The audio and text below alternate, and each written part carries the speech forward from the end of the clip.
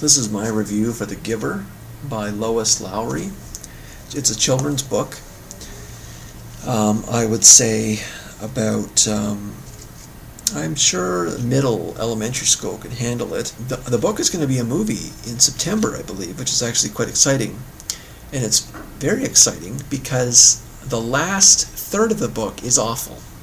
And I hope that the movie puts a lot more interesting ending on it.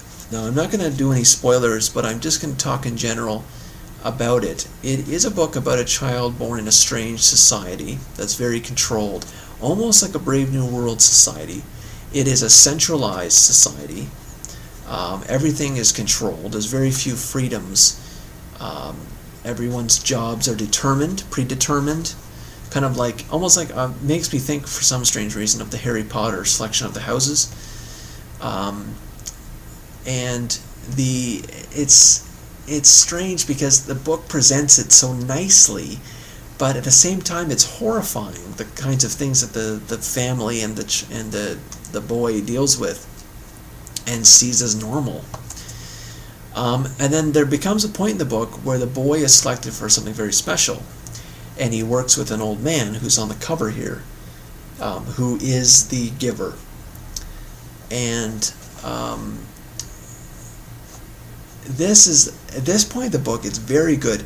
The rise, if you think of literature when it rises to a climax and then falls, the rise is fantastic. The author sets up a really, other than the horrifying social circumstances, the author sets up a really interesting rise in the book. But the climax and the fall are terrible. I hope that the movie does a better job with it. I don't think this is a spoiler, but the